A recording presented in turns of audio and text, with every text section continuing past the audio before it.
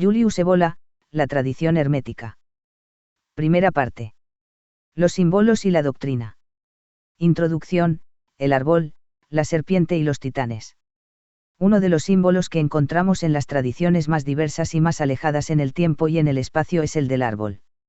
Metafísicamente, el árbol expresa la fuerza universal que se despliega en la manifestación del mismo modo que la energía de la planta se despliega desde las raíces invisibles al tronco, a las ramas, a las hojas y al fruto. Se asocian, además, al árbol, con un alto grado de uniformidad, ideas de inmortalidad y de conocimiento sobrenatural por una parte, y, por otra, figuraciones de fuerzas mortales y destructivas, naturalezas temibles, como dragones, serpientes o demonios. Existe también todo un ciclo de mitos referidos a acontecimientos dramáticos que tienen como centro al árbol, y tras cuya alegoría ocultan significados profundos. Es popularmente conocido, entre otros, el mito bíblico que relata la caída de Adán. Destacaremos el conjunto más amplio al cual pertenece este mito y determinaremos sus variantes, no sin antes hacer referencia a la universalidad de los elementos simbólicos que lo componen. Ya en el Veda y en los Upanishad hallamos el árbol del mundo, a veces invertido, para significar que en lo alto, en los cielos, reside el origen de su fuerza. Ya en él encontramos la convergencia de varios de los elementos a que antes nos hemos referido, puesto que él segrega la bebida de la inmortalidad, Soma o Amrta, quien se acerca a él recibe la inspiración, y una visión que, superando el tiempo, es como un recuerdo de infinitas formas de existencia, y puesto que en el interior de su follaje se oculta Yama, el dios de ultratumba, concebido también, no obstante, como un rey primordial. En el Irán encontramos también la tradición de un doble árbol, uno de los cuales comprende, según el Bundabes, todas las semillas, mientras que el otro es capaz de proporcionar la bebida, de la inmortalidad, Aoma, y la ciencia espiritual, 3, lo que nos lleva a pensar inmediatamente en los dos árboles bíblicos del paraíso, uno el de la vida y el otro, precisamente, el de la ciencia. El primero se convierte luego en Mateo, 13, 31-32, en la figura del reino de los cielos que surge de la semilla arrojada por el hombre en su simbólico campo, lo encontramos más tarde en el Apocalipsis de Juan, XXI, 2, y sobre todo en la Cábala, como el grande y potente árbol de la vida, del que nos llega la vida desde lo alto, y con el cual se relaciona una rociada, en virtud de la cual se produce la resurrección de los muertos, equivalencia patente con la fuerza de inmortalidad del Amrta védico y de la Oma iranio. La mitología asiro-babilónica conoce también un árbol cósmico, radicado en Eridu, la casa de la profundidad, llamado también casa de la sabiduría. Pero, por encima de todo, lo que nos importa subrayar en estas tradiciones porque nos valdremos de este elemento inmediatamente es otra asociación de símbolos. El árbol se nos presenta también como la personificación de una mujer divina, del tipo general de las grandes diosas asiáticas de la naturaleza, como Ishtar, Anat, Tammuz, Cibeles, etc. Encontramos, pues, la idea de la naturaleza femenina de la fuerza universal representada en el árbol. Esta idea no solo se confirma en la diosa a la que se hallaba consagrada la encina de Donona, que, por lo demás, al ser un lugar de oráculos es también una fuente de ciencia espiritual, sino que incluso eran las Hespérides las encargadas de custodiar el árbol, cuyo fruto tiene el mismo valor simbólico que el vellocino de oro, la misma fuerza inmortalizante que aquel otro árbol que en la saga irlandesa de Magmel está custodiado también por Tina, entidad femenina, en el Edda es la diosa Aldun, la encargada de guardar las manzanas de la inmortalidad, mientras que en el árbol cósmico Yggdrasil volvemos a encontrarnos con el símbolo central, Va que se levanta ante la fuente del Limir, guardándola, lo que confirma y reintroduce el símbolo del dragón en las raíces del árbol, la cual, por lo demás, contiene el principio de toda sabiduría. Finalmente, según una saga eslava, en la isla de Bujan hay una encina guardada por un dragón, que asociar con la serpiente bíblica, con los monstruos de la aventura de Jasón, y con el jardín de las Hespérides, que al propio tiempo es el lugar de residencia de un principio femenino, llamado, la Virgen del Alba. Es también muy interesante la variante según la cual el árbol se nos presenta como el árbol del poder y del imperio universal, tal como lo encontramos en sagas como las de Ogiero y del Preste Juan, de quien ya hemos hablado en otro lugar. En estas sagas el árbol se desdobla a veces en un árbol del sol y en un árbol de la luna. El hermetismo recupera íntegramente la tradición simbólica primordial y presenta la misma asociación de ideas. El símbolo del árbol en los textos alquímicos es muy frecuente: el árbol cobija la fuente, de Bernardo Trevisano, en cuyo centro se halla el símbolo del dragón Uroboros, que representa el todo, personifica el mercurio, principio primero de la obra hermética, pero representa al agua divina o de la vida, que da la resurrección a los muertos e ilumina a los hijos de Hermes, o bien a la señora de los filósofos, pero además también representa al dragón, o sea, a una fuerza disolvente, a un poder que mata. También el árbol del sol y el árbol de la luna son símbolos herméticos que producen a veces, en lugar de frutos, coronas. Este rápido recorrido a través de un material simbólico que podríamos multiplicar indefinidamente basta para comprobar la permanencia y universalidad de una tradición de un simbolismo vegetal, que expresa la fuerza universal, preferentemente concebida bajo la forma femenina, con la que se relaciona el depósito de una ciencia sobrenatural, de una fuerza capaz de dar la inmortalidad y de una capacidad de dominio, pero al mismo tiempo la idea de un peligro, cuya naturaleza es diversa y que complica el mito en orden a diversas voluntades, a varias verdades y a diferentes visiones. Por lo general, el peligro es el mismo que corre quien se lanza a la conquista de la inmortalidad o de la sabiduría mediante un contacto con la fuerza universal, y cuyo empuje arrollador debe soportar. Pero además conocemos formas del mito en las que son héroes quienes se enfrentan con el árbol, y naturalezas divinas, en la Biblia el propio Dios hipostatizado, las que lo defienden e impiden el acceso.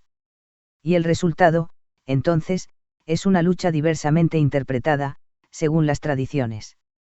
La posibilidad es doble: por un lado el árbol se concibe como una tentación, que lleva a la ruina y a la maldición a quien sucumbe a ella; por otro lado, se concibe como el objeto de una conquista posible que, tras vencer a los dragones o a los seres divinos que lo defienden, transforma al audaz en un dios, y a veces, transfiere el atributo de la divinidad y de la inmortalidad de una estirpe a otra estirpe. Así, la ciencia por la cual se deja tentar Adán, 8, para hacerse igual a Dios, y que solo conquista para ser inmediatamente abatido y privado del propio árbol de la vida, precisamente por aquel a quien había querido igualarse. Esa misma ciencia sobrenatural, sin embargo, la consigue Buda bajo el árbol, a pesar de los esfuerzos de Mara, quien, según otra tradición, consiguió robar el fuego al dios Indra. El propio Indra, a su vez, había robado el Amrita a un linaje de seres anteriores, con caracteres a veces divinos, a veces titánicos, los asuras, quienes con el Amrita detentaban el privilegio de la inmortalidad. El mismo resultado victorioso alcanzan Odín, mediante un autosacrificio junto al árbol, Hércules y Mitra, quien, tras fabricarse un manto simbólico con las hojas del árbol y comer sus frutos, domina al sol. Y en el viejo mito itálico del rey de los bosques, Nemi, esposo de una diosa, árbol igual mujer, debía mantenerse siempre en guardia porque su poder y su dignidad pasarían a quien lo sorprendiera y matara. La realización espiritual de la tradición hindú va asociada con el hecho de cortar 5 abatir el árbol de Brahman con la poderosa arma de la sabiduría, 12. Pero Agni, que en forma de gavilán había arrancado una rama del árbol, es también alcanzada; sus plumas, sembradas en la tierra, producen una planta cuyo jugo es el soma terrestre, oscura alusión, quizás, al paso de la herencia de la empresa a otra raza, esta vez terrestre, la misma en cuyo favor realizó Prometeo la misma hazaña, y por la cual cayó y, encadenado, sufrió el tormento del gavilán o del águila que le comía las entrañas. Y si Hércules, cuyo prototipo de héroe, olímpico, libera a Prometeo y a Teseo, nueva personificación del tipo heroico, Jasón, por el contrario, de estirpe Urania, quien había salido en busca del vellocino de oro colgado del árbol, muere al final bajo las ruinas de la nave de Argos, la cual, al estar hecha de la encina de la Dodona, expresa el mismo poder que había sufrido el robo. La historia se repite para el édico Loki, que robó las manzanas de la inmortalidad tinto a la diosa Aldun, que las guardaba, y el caldeo Gilgames, después de coger el gran fruto cristalino, en una selva con árboles semejantes a los de los dioses, encuentra la entrada impedida por las guardianas. El dios asirio Zu, que aspirando a la dignidad suprema se apoderó de las tablas del destino, y con ellas del poder del conocimiento profético, es alcanzado por Raal, quien, convertido en pájaro de presa, lo recluye en la cima de una montaña. El mito nos habla, pues, de un acontecimiento que entraña un riesgo y tina incertidumbre fundamentales. En las teomaquias hesiodeas, y peculiarmente en la leyenda del rey de los bosques, los dioses o los hombres se muestran como propietarios de un poder que puede transmitirse junto al atributo de la divinidad a quien sea capaz de alcanzarlo. En tal caso la fuerza primordial tiene naturaleza femenina, árbol igual mujer divina, y puede sufrir la violencia que, según los propios evangelios, hay que hacer al reino de los cielos. Pero entre quienes lo intentan hay quien fuerza el paso y triunfa, y quien cae y lamenta su propia audacia padeciendo los efectos del aspecto letal del mismo poder que trataba de conquistar. Ahora bien, la interpretación de tal acontecimiento pone de manifiesto la posibilidad de dos concepciones opuestas, la heroico-mágica y la religiosa. Según la primera, quien sucumbe en el mito es únicamente un ser cuya fortuna y cuya fuerza no han sido iguales a su audacia. Pero según la otra concepción, la religiosa, el sentido es muy distinto. En este caso la mala fortuna se convierte en culpa, la empresa heroica en un sacrilegio y maldita, no por no haber acabado victoriosamente, sino en sí misma. Adán no es un ser que ha sucumbido en un intento en el que otros triunfaron, sino que es un pecador, y lo que le ha ocurrido es lo único que podía sucederle. No tiene más remedio que reparar su pecado expiando, y sobre todo renegando del impulso que lo embarcó en aquella empresa, la idea de que el vencido puede pensar en la revancha, o trate de mantenerla y no enmendalla, reivindicando la dignidad que su acto le ha reportado, aparece, desde el punto de vista religioso, como el luciferismo, más reprobable. Pero el punto de vista religioso no es el único. Como ya hemos apuntado más arriba, este punto de vista se asocia a una variante de la tradición sacerdotal, como opuesta a la regia, y con igual derecho a la existencia que el otro, el heroico, que se impone en la otra antigüedad de Oriente y de Occidente, y cuyo espíritu está reflejado en gran medida en el hermetismo. Una exégesis nos da, de hecho, la verga de Hermes, como símbolo de la unión de un hijo, Zeus, con la madre, Rea, símbolo de la fuerza universal, a la que ha conquistado tras matar al padre y apoderarse de su reino, es el símbolo del incesto filosofal, que encontraremos en toda la literatura hermética. Hermes es, desde luego, el mensajero de los dioses, pero también aquel que consigue quitar a Zeus el cetro, a Venus el ceñidor, a Vulcano, dios del fuego de la tierra, los utensilios de su arte alegórico, y en la tradición egipcia, tal y como nos cuentan los autores más tardíos, Hermes, investido de una triple grandeza Hermes Trismegisto, se confunde con la imagen de uno de los reyes y de los maestros de la edad primordial que dieron a los hombres los principios de una civilización superior. El sentido concreto de todo esto no escapará a nadie. Pero eso no es todo. Una tradición, contada por Tertuliano, y que reaparece en el hermetismo árabe sirio, nos lleva de nuevo al mismo punto. Dice Tertuliano que las obras de la naturaleza, malditas e inútiles, los secretos de los metales, las virtudes de las plantas, las fuerzas de los conjuros mágicos y de todas aquellas extrañas doctrinas que van hasta la ciencia de los astros, es decir, todo el corpus de las antiguas ciencias mágico-herméticas fue revelado a los hombres por los ángeles caídos. Esta idea aparece en el libro de Enoch, donde se completa en el contexto de esta tradición más antigua, traicionando así la unilateralidad propia de la interpretación religiosa. Entre los Ben Elohim, los ángeles caídos, descendidos sobre el monte Hermón, de los que se habla en Enoch 16, y la estirpe de los veladores y de los vigilantes, egregoroi, que descendieron a instruir a la humanidad del mismo modo que Prometeo, enseñó a los mortales todas las artes, 17, de que se nos habla en el libro de los jubileos, como ha puesto de manifiesto Mereslikowski, existe una evidente correspondencia. Más aún, en Enoch 6:7, Azazel, que sedujo a Eva, habría enseñado a los hombres el uso de las armas que matan, lo que, dejando a un lado la metáfora, significa que habría infundido en los hombres el espíritu guerrero. Ya se sabe, en este sentido, cuál es el mito de la caída. Los ángeles se encendieron de deseo por las mujeres. Ahora bien, ya hemos explicado qué significa la mujer, en su relación con el árbol, y nuestra interpretación se confirma si examinamos el término sánscrito akti, que se emplea metafísicamente para referirse a la mujer del dios, y al mismo tiempo a su potencia. Estos ángeles fueron presa del deseo por la potencia, y apareados descendieron a la tierra sobre un lugar elevado, el monte Hermón. De esta unión nacieron los Nepelín, una poderosa raza, los titanes, alegóricamente descritos como gigantes, pero cuya naturaleza sobrenatural queda al descubierto en el libro de Enoch, 15:11, no necesitan comida, no padecen sed, y escapan a la percepción material. Los Nepelín y los ángeles caídos no son otros que los titanes y, los que vigilan, la estirpe llamada en el libro de Baruch, 111:26, gloriosa y guerrera, la misma raza que despertó en los hombres el espíritu de los héroes y de los guerreros, que inventó sus artes, y que les transmitió el misterio de la magia. Sí, ahora bien, ¿qué prueba puede ser más decisiva, en lo tocante a la investigación, acerca del espíritu de la tradición hermético-alquímica, que la explícita y continua referencia de los textos precisamente a aquella tradición? Leemos en un texto hermético: los libros antiguos y divinos, dice Hermes, enseñan que ciertos ángeles se encendieron de deseo por las mujeres. Descendieron a la tierra y les enseñaron todas las operaciones de la naturaleza. Ellos fueron quienes compusieron las obras herméticas y de ellos procede la tradición primordial de este arte. El mismo término chemí, de chema, del que derivan las palabras alquimia y química, aparece por vez primera en un papiro de la 12 dinastía, referido precisamente a una tradición de este género.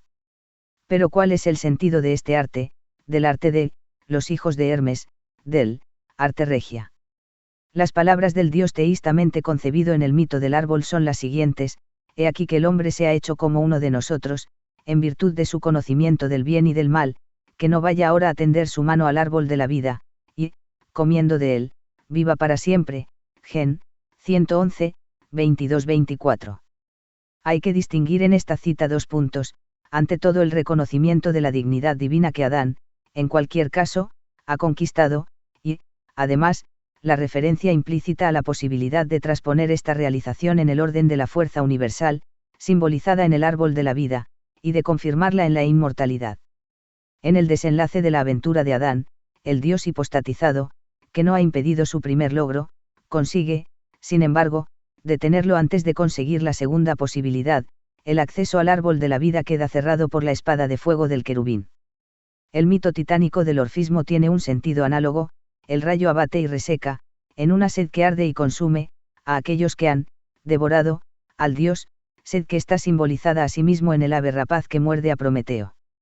Y en Frigia se lloraba a Atis, espiga segada a un verde, y su emasculación, es decir, la privación del poder viril que sufre Atis, podría corresponder a la prohibición del potente árbol del centro del paraíso, y al encadenamiento de Prometeo a la roca. Pero la llama no se extingue, sino que se transmite y se purifica en la tradición secreta del arte regia, que en determinados textos herméticos se identifica explícitamente con la magia y tiende a la construcción de un segundo árbol de la vida, que sustituya al perdido, persigue forzar el acceso al centro del árbol que se halla en medio del paraíso terrestre, lo cual implica un atroz combate. Xiv, es ni más ni menos que una reiteración de la antigua temeridad, según el espíritu del Hércules olímpico, vencedor de los titanes y liberador de Prometeo, de Mitra, subyugador del sol, en una palabra, de aquella misma personalidad que en el oriente búdico recibió el nombre de Señor de los hombres y de los dioses. Lo que distingue y caracteriza al arte regia es su carácter de necesariedad. Berthelot, a propósito de las expresiones anteriormente citadas de Tertuliano, nos dice que la ley científica es fatal e indiferente, el conocimiento de la naturaleza y el poder que de ello se deriva lo mismo puede ser aplicado para el bien que para el mal, y que esto es el punto fundamental de contraste con la visión religiosa, la cual lo subordina todo a elementos de dependencia devota, de temor de Dios y de moralidad. Y continúa Berthelot, algo de esta antinomia en el odio contra las ciencias herméticas se deja transparentar ya en el libro de Enoch y en Tertuliano. Lo cual no puede ser más exacto, aunque la ciencia hermética no es la material, que es la que debería estar en la idea de Berthelot, el carácter amoral y determinante que él reconoce a la última pertenece igualmente a la primera. Una máxima de Ripley, a este respecto, está llena de significado: si los principios con los cuales se trabaja son verdaderos y las operaciones son correctas, el efecto debe ser cierto, y no otro es el verdadero secreto de los filósofos herméticos. Agripa, citando a Porfirio, habla del poder determinante de los ritos, en los cuales las divinidades son forzadas por la plegaria, son vencidas y obligadas a descender. Añade que las fórmulas mágicas obligan a intervenir a las energías ocultas de las entidades astrales, las cuales no escuchan la plegaria sino que actúan solo en virtud de un lazo natural de necesidad. No es diferente la idea de Plotino, el hecho en sí de la oración produce el efecto según una relación determinista, y no porque tal entidad preste atención a la plegaria propiamente dicha y deliberadamente. En un comentario a Zósimo, Selí, la experiencia es la maestra suprema, porque sobre la base de los resultados probados enseña a quien comprende lo que mejor le puede conducir al fin.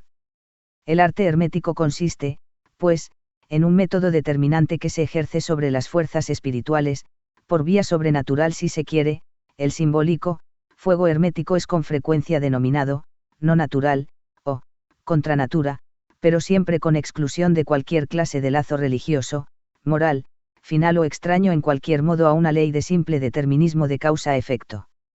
Referida por la tradición a los, que velan, egregoroi, a aquellos que consiguieron robar el árbol y poseer la mujer, refleja un símbolo, heroico, y se aplica en el mundo espiritual para constituir algo que, como veremos, dice poseer una dignidad superior a todo lo precedente, xxx, que no se define con el término religioso santo, sino con el guerrero de rey, siempre un rey, un ser coronado y un color regio, la púrpura, al final de la obra hermético-alquímica, y con el metal real y solar, el